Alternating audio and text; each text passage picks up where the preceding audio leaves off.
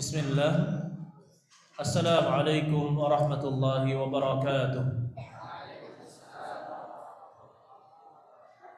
Innal hamdalillah nahmaduhu wa nasta'inuhu wa nastaghfiruh wa na'udzu billahi min shururi anfusina wa min sayyiati a'malina.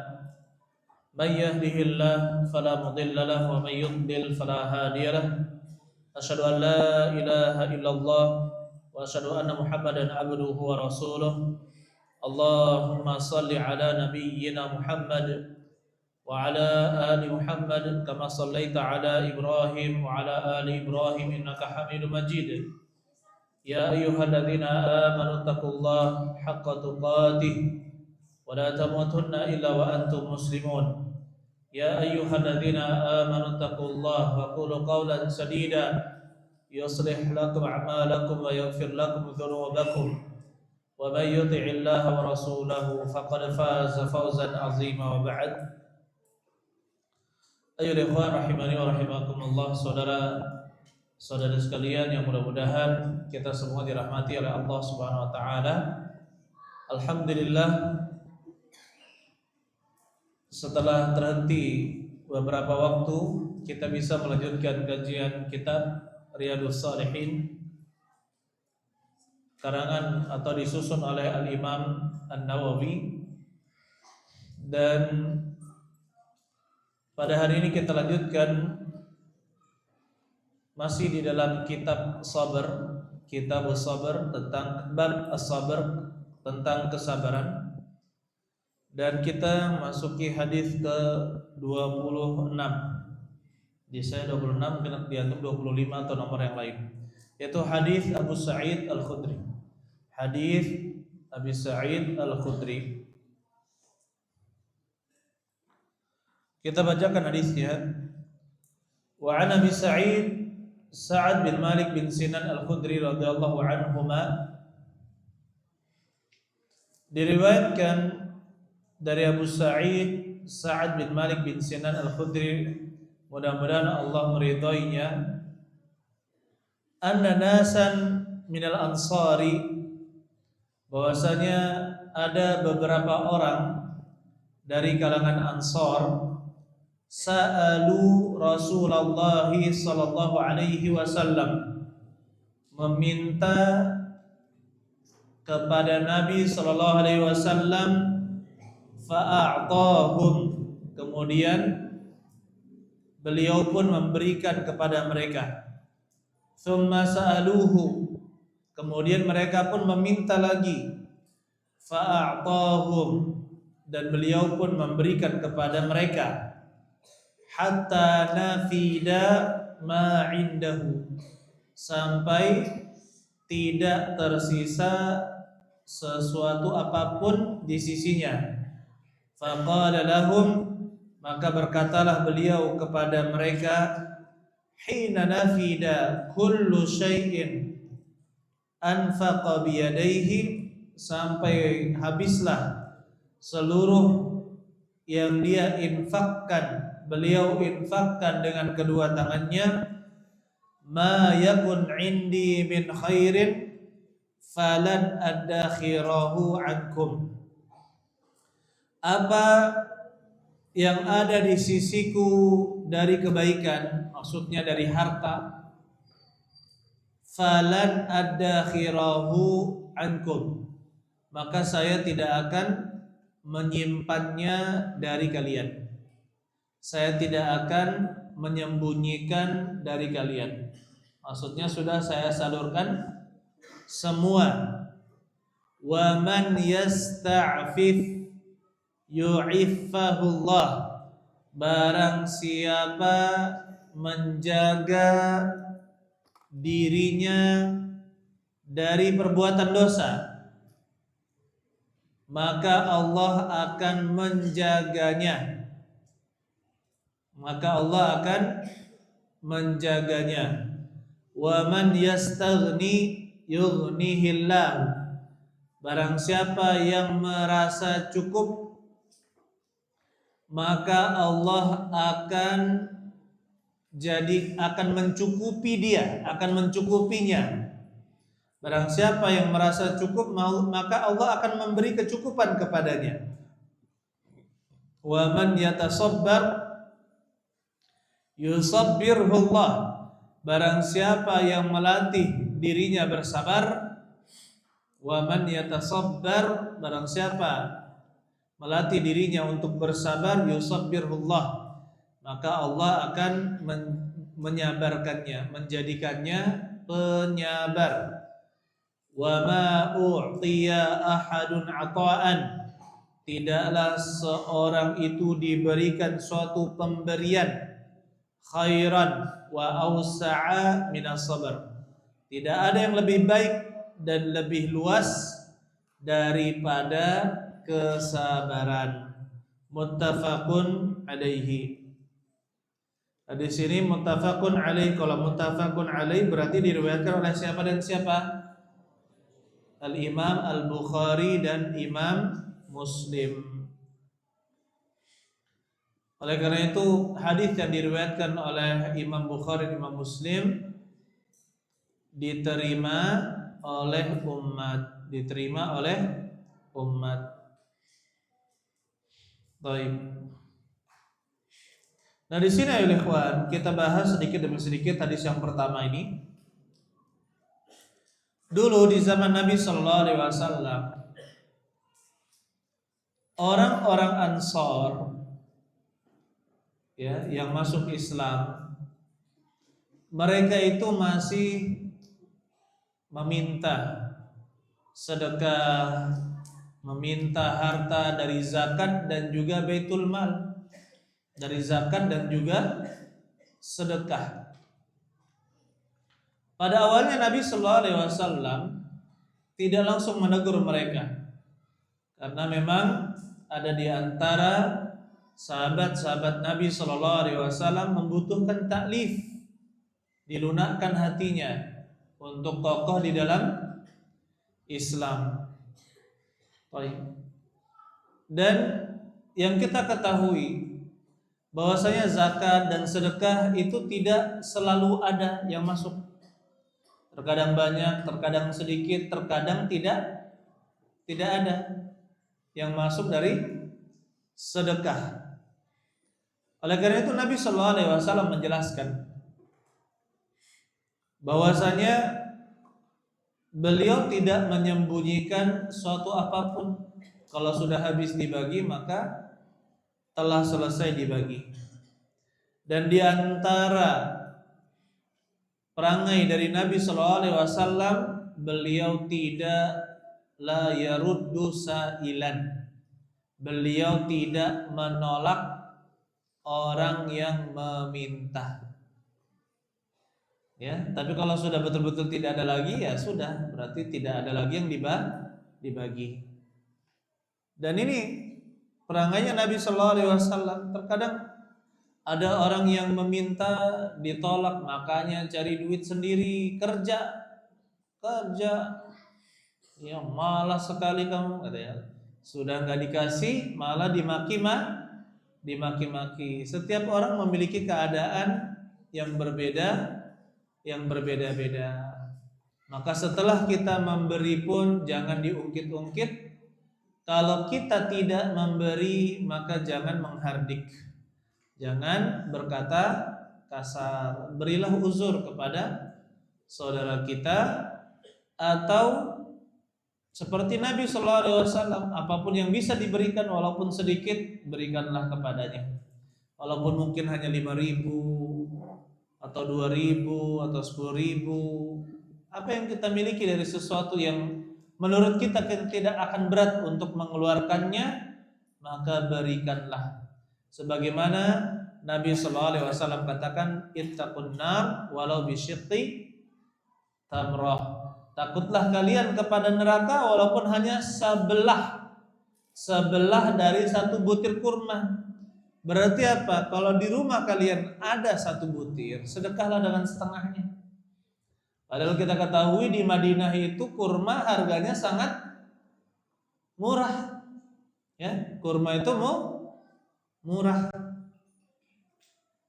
Karena memang Madinah itu zaman dahulu penghasil kurma, ya, penghasil kurma. Jadi harganya murah di sana. Nah, kemudian ayolah ikhwan, Nabi SAW mengatakan, wa man yasta'fif, barang siapa yang menjaga dirinya dari perbuatan dosa, maka Allah akan menjaga dirinya. Dan yang namanya iffah, orang yang disebut afif atau wanita disebut afifah, maka secara khusus maknanya adalah orang yang menjaga dirinya dari perbuatan zina, ya, dan segala hal yang berhubungan dengan muqaddimah dari perbuatan zina. Orang yang afif, orang yang menjaga dirinya dari perbuatan zina dan muqaddimah zina, itu afif. Kalau perempuan berarti apa? Afifah. Baik. Tetapi secara umum yang namanya iffah maksudnya adalah menjaga diri dari berbagai macam perbuatan dosa. Nah, kita ingatkan ya ikhwan, barang siapa yang menjaga dirinya dari perbuatan dosa termasuk perzinaan, maka Allah akan menjaganya insya Allah. Akan tetapi orang-orang yang mengikuti hawa nafsunya, kemudian mengikuti syahwatnya, dimulai dari mungkin tangannya yang menulis sesuatu, matanya yang melihat sesuatu, kakinya yang melangkah, tangannya yang menyentuh, ya, pas wanita yang tidak halal baginya, maka ditakutkan jatuh ke dalam perbuatan zina. Makanya kata Allah Subhanahu wa taala, wala taqrabuz zina, dan janganlah kalian mendekati zina. Kalau mendekati zina saja diharamkan, apalagi melakukannya. Maka bersabarlah ayolah ikhwan, ya. Sekarang ini banyak apa? Godaan. Banyak sekali apa? Godaan untuk kaum laki-laki. Sebagaimana banyak juga godaan dari para wanita. Apalagi di zaman sekarang ini, terkadang yang laki-lakinya bisa menahan, tapi ternyata yang agresif adalah yang perempuannya. Makanya di dalam kisah ada wanita yang sangat mencintai secara diam-diam seorang tukang ibadah, abid. Ya, akhirnya dia perdaya, diminta budaknya untuk menyampaikan kepada abid tersebut, ahli ibadah tersebut, kamu diundang untuk menjadi saksi. Akhirnya apa? Ditipu. Setiap masuk ruangan dikunci, masuk ruangan dikunci, masuk ruangan dikunci. Ternyata setelah di dalam, ya, wanita tersebut mengatakan, saya tidak menginginkan engkau menjadi saksi, tapi saya ingin engkau bersama aku. Na'udzubillahi min dzalika. Dikunci semua pintu. Akhirnya diberikanlah 3 pilihan. Ada anak kecil kamu bunuh, atau kamu berzina dengan saya, atau yang ketiga minum khamar ini. Minum khamar ini. Maka seorang abid, ya, dia kurang berilmu. Akhirnya dia memilih yang ketiga, yaitu minum khamar. Setelah minum khamar, ketagihan, ditambah, akhirnya mabuk. setelah mabuk anak kecil itu dibunuh, ya, kemudian dia berzina. Coba, makanya disebutkan bahwa khamar itu adalah ummul khaba'ith, induk dari segala keburukan. Dan bagaimana Allah Subhanahu wa taala mengatakan innahu min kaidikunna, sungguhnya itu adalah tipu daya kalian. Innahu min kaidikunna wa inna kaidakunna azim. Tipu daya kalian itu sangat besar. Tipu daya wanita itu sangat besar. Maka fattaqud dunya wattaqun nisa.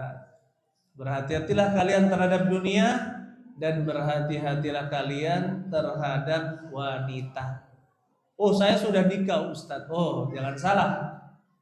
Hukuman untuk pezina yang sudah nikah adalah dirajam. Kenapa dirajam? Karena ancaman bagi yang sudah menikah itu lebih besar. Potensi mereka untuk berzina justru malah semakin besar. Ya. Berbeda dengan para pemuda yang kebanyakan masih cuma penasaran. Ya enggak? Subhanallah. Jadi hati-hati dari seluruh bentuk muqaddimah dari zina.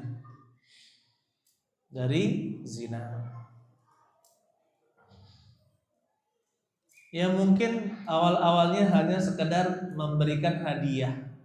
Tapi dari sekian banyak laki-laki, kenapa cuma antum yang diberikan hadiah? Nah, gitu kan. Masalah enggak? Dari semua ikhwan cuma satu yang diberikan hadiah. Begitu pula dari seluruh akhwat cuma satu yang diberikan hadiah. Enggak, saya cuma pengen ngasih hadiah kepada seseorang. Subhanallah, hati-hati ya. Hati-hati.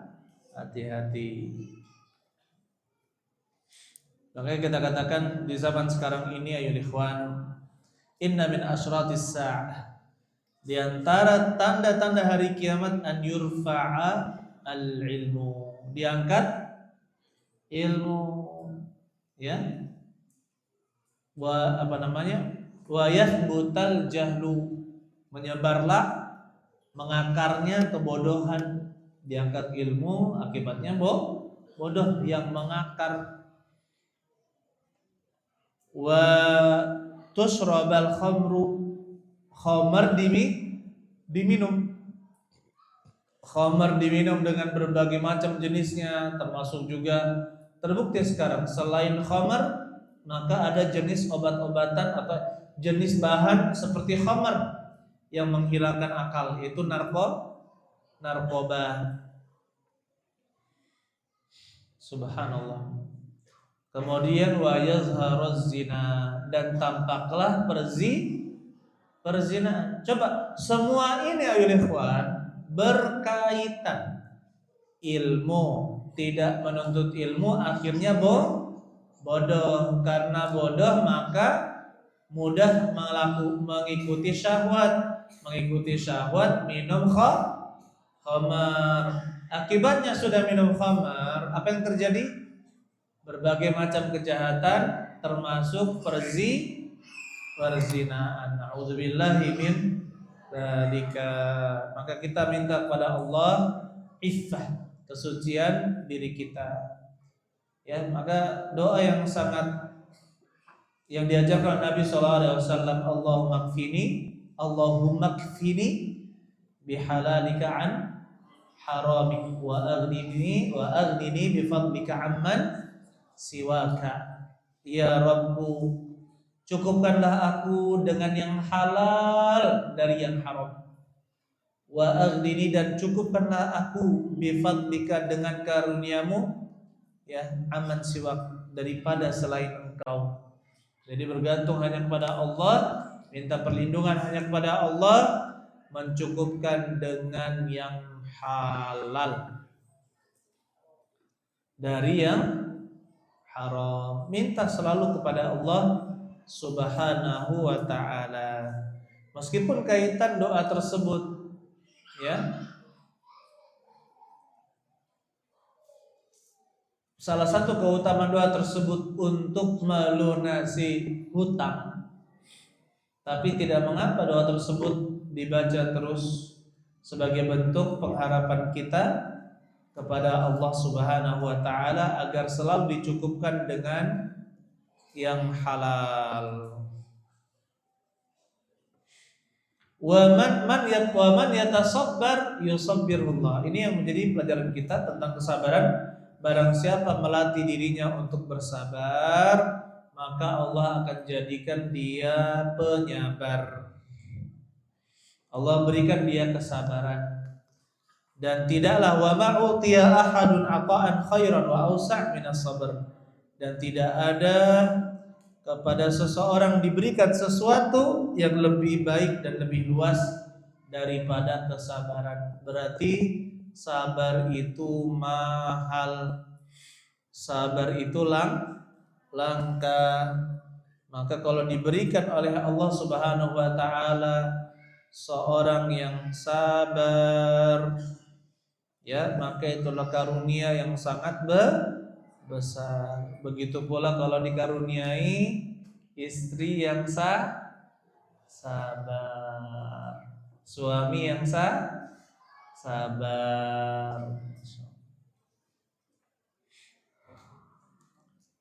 Subhanallah.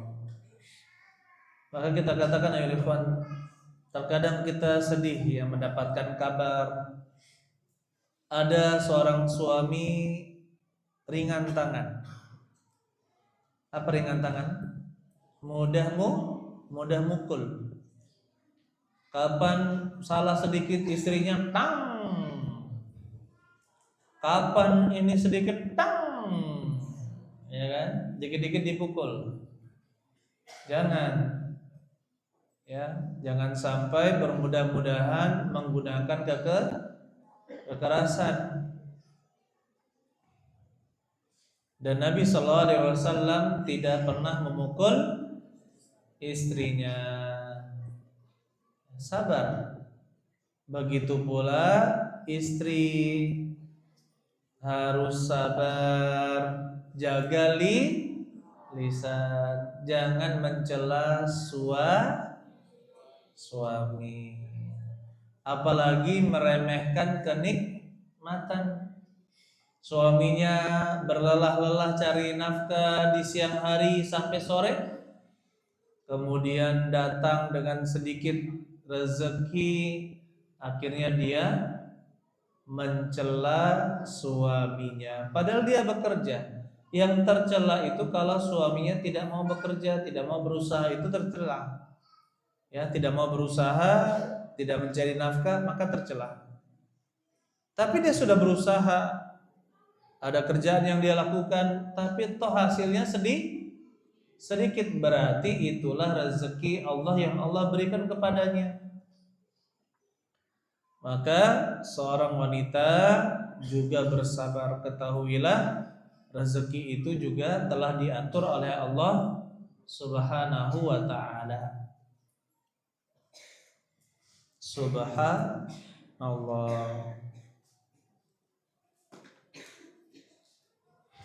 Kemudian di sini terdapat pelajaran bahwasanya kesabaran itu butuh dilatih.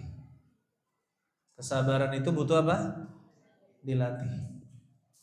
Harus terus kita melatih sabar sampai ketika kita dihadapi dengan berbagai macam masalah, ujian, cobaan, maka kita bisa menahan diri kita, menahan hati kita dari kejengkelan, mulut kita dari mencela atau berkata buruk, menahan anggota tubuh kita dari melakukan yang diharamkan oleh Allah Subhanahu wa ta'ala.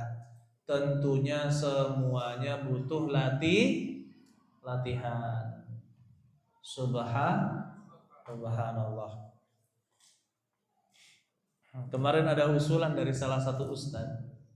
Wah, kita didik aja santri ini biar cari uang sendiri. Wah, mantap juga nih ya, saya bilang. Sampai terpikir ya sudah nggak usah dikasih makan hari itu, biar cari makan sendiri gitu kan. Nanti kita bawa di rapat ini ya, biar bisa merasakan perjuangan mencari nafkah gitu ya.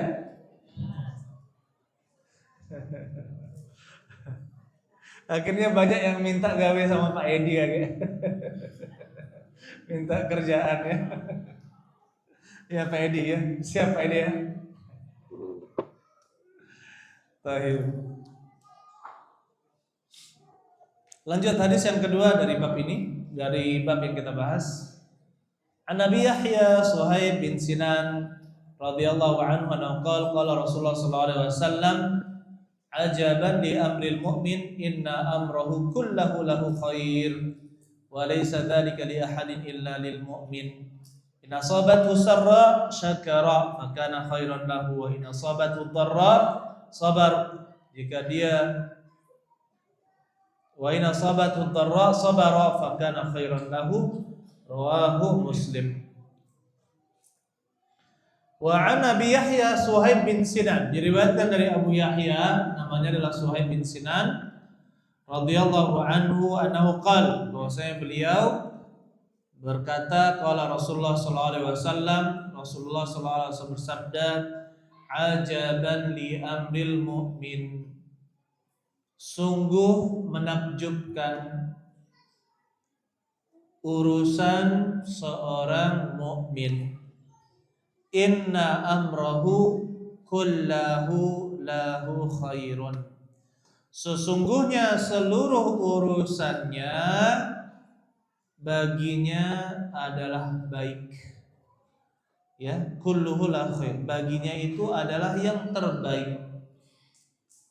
Setiap urusan yang terjadi pada dirinya itulah yang terbaik untuknya. Wa laisa dzalika li ahadin illa lil mu'min, dan itu tidak dimiliki kecuali oleh orang yang beriman. Itu tidak dimiliki kecuali oleh orang yang beriman. In asabathu sarra, jika dia mendapatkan kesenangan-kesenangan, syakara, maka dia bersyukur, fakana khairan lahu, dan itulah yang terbaik baginya.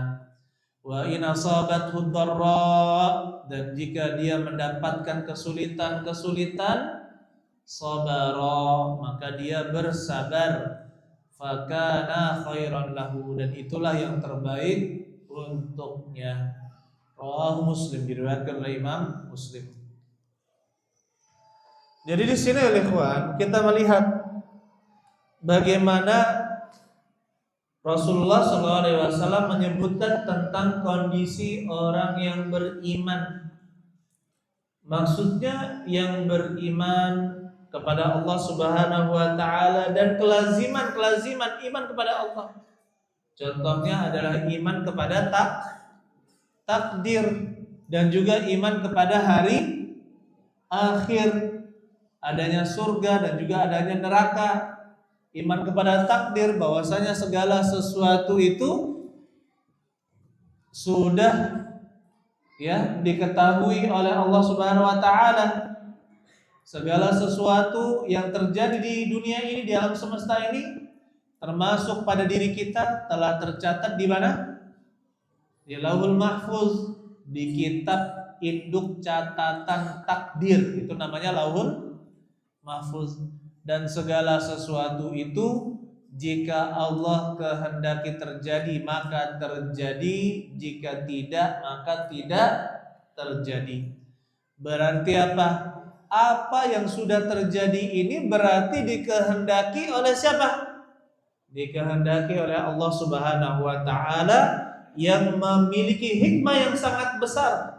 Kita tidak tahu hikmahnya, hanya sedikit sekali dari hikmah Allah yang kita ketahui hikmahnya. Dan Allah Subhanahu wa taala mengatur alam semesta ini dengan keadilan dan hikmahnya. Allah tidak pernah berbuat zalim. Subhanallah.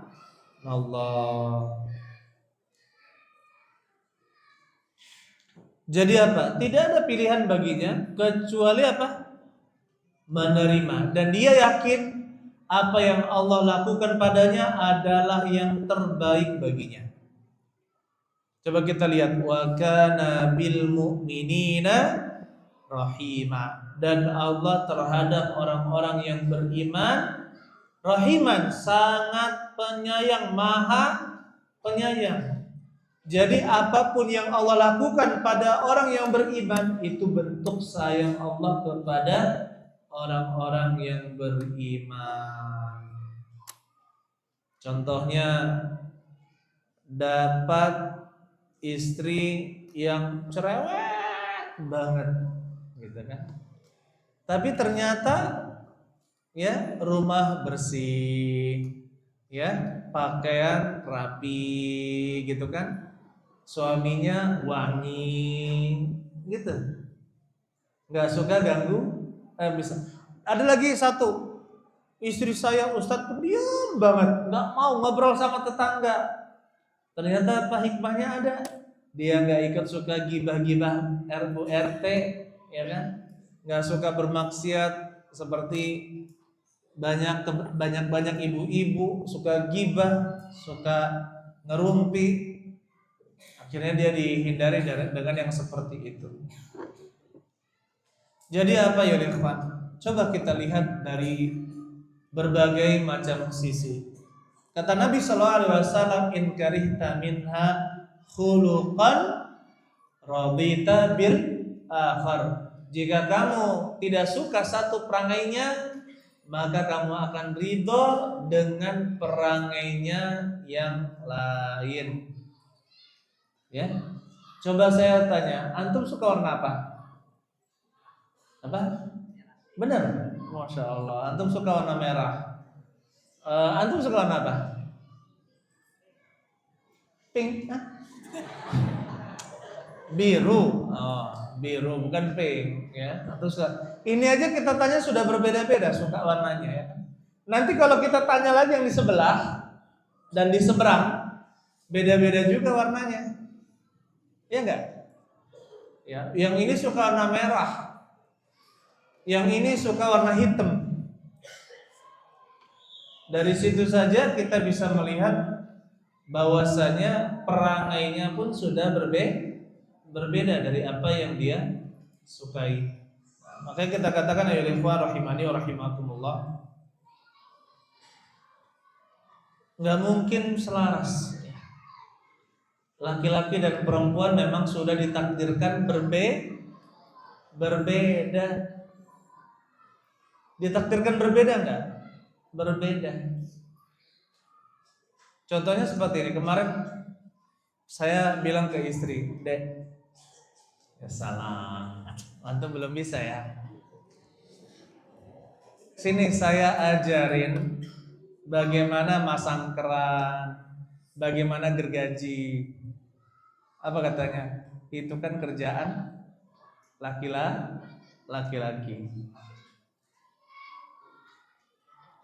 Ya, makanya kita katakan ada porsinya masing-masing.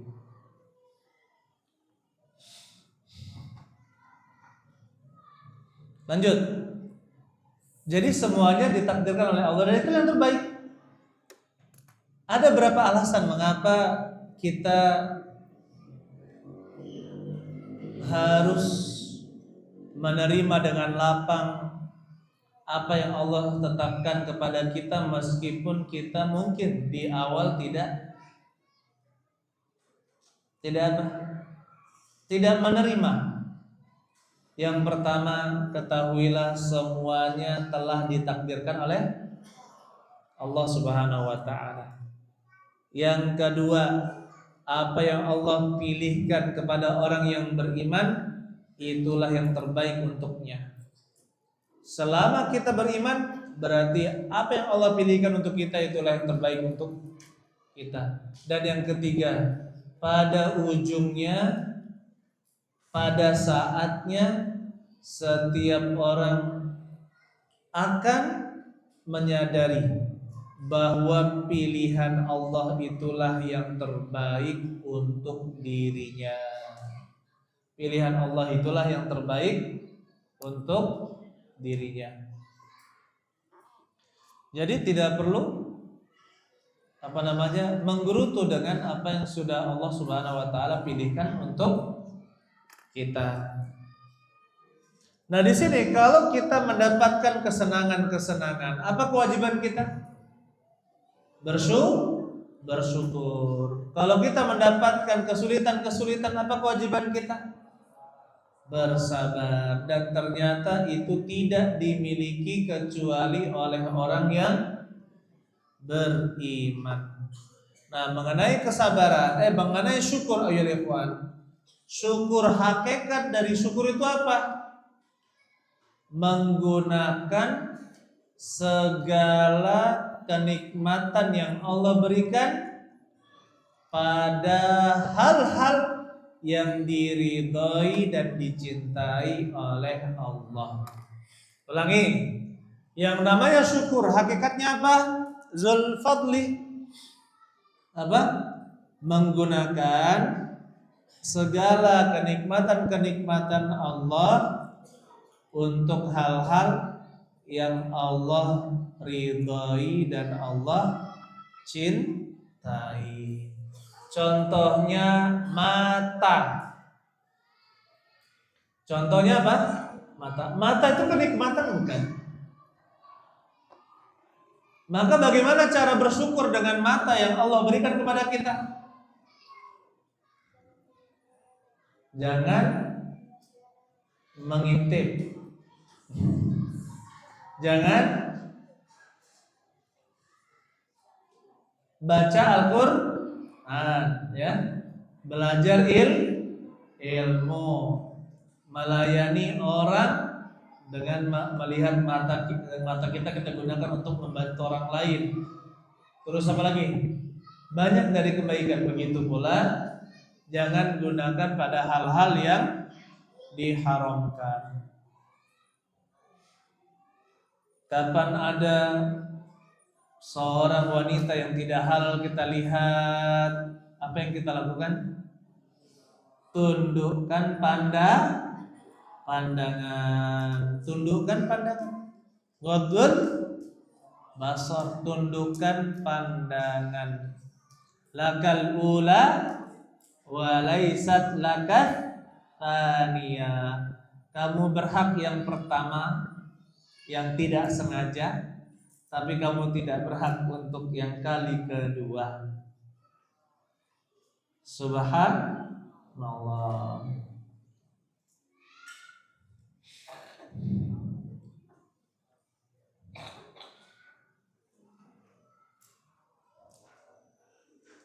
Jadi itu namanya syukur. Contohnya harta. Harta itu kenikmatan tidak? Bagaimana cara bersyukurnya?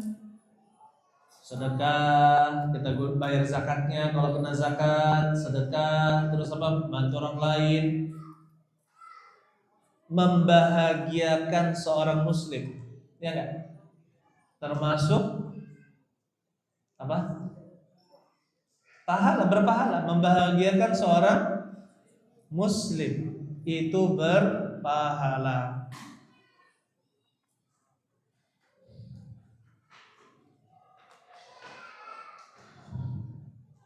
Jadi bersyukur. Kalau ditimpa kesulitan-kesulitan, apa yang dilakukan? Bersabar. Terima saja, tidak perlu marah, jengkel, atau merusak barang. Jangan. Tapi hadapi dengan kesabaran. Apakah dengan marah bisa menyelesaikan masalah? Tidak. Ya, kalau kita mendapatkan musibah, maka tidak bisa diselesaikan dengan amarah. Jadi pernah saya disupiri oleh seorang ikhwan. Beliau berkata, Ustaz, Seandainya syarat masuk surga untuk wanita itu hanya 4, dipanggil di seluruh pintu manapun, maka insya Allah istri saya masuk ke dalam kriteria itu.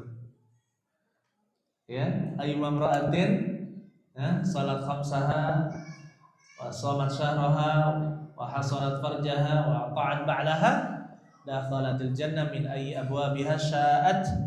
Wanita mana yang dia sholat 5 waktu, puasa di bulannya, terus apa? Menjaga kemaluannya dan mentaati suaminya, maka dia masuk surga di pintu manapun yang dia mau. Justru sayanya yang gak sabar katanya. Sayanya yang suka marah-marah. Kadang saya marah cak wong gilo sendiri. Istri saya diam gak melawan. Tiba-tiba dibuatkan minuman, disiapkan makanan. Kemudian ya kan? Akhirnya tenang lagi saya, gitu katanya. Jadi saya pikir apa antum ini?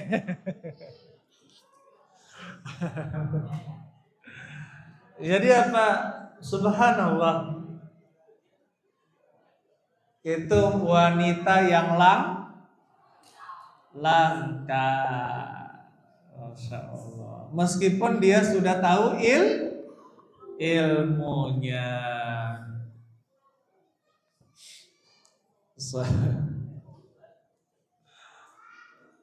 Dan itu tidak dimiliki oleh ikhwan. Sifat sabar, bersyukur itu tidak dimiliki oleh selain orang yang beriman.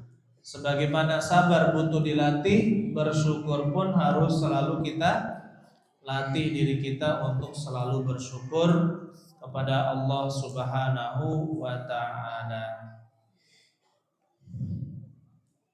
Baik.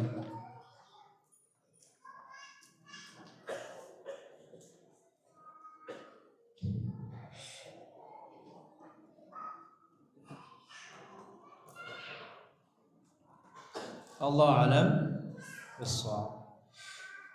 Silakan kalau ada pertanyaan kita buka. Silakan. Pertanyaan lisan.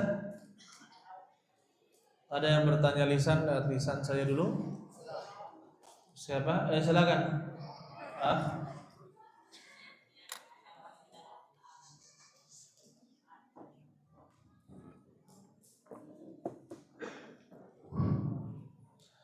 Bagaimana kiat-kiat agar kita bisa sabar dalam ketaatan?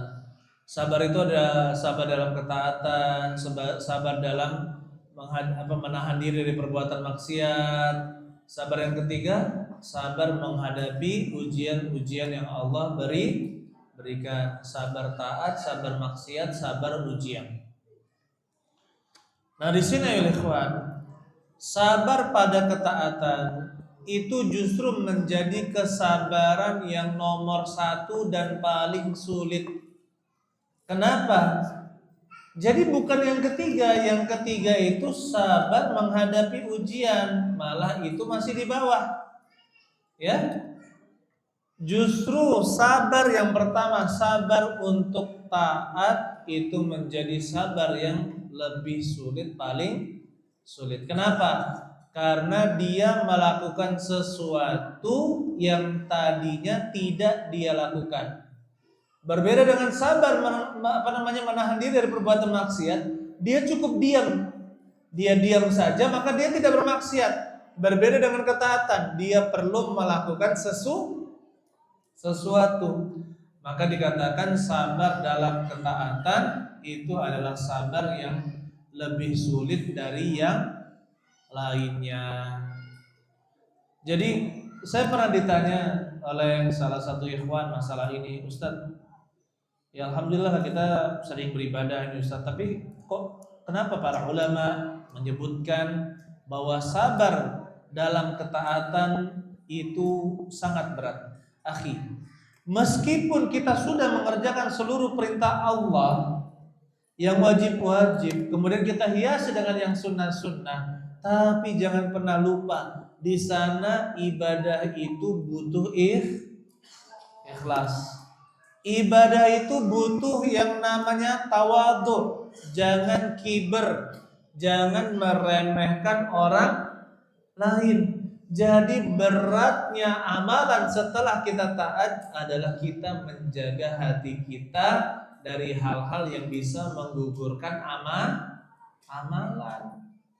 Jadi ketika kita sudah taat, jangan sampai kita meremehkan orang yang tidak beribadah atau melakukan perbuatan maksiat. Oleh karena itu, kapan kita keluar rumah kita, usahakan kita bisa memandang tidak ada orang yang lebih rendah daripada dirinya kecuali dirinya sendiri.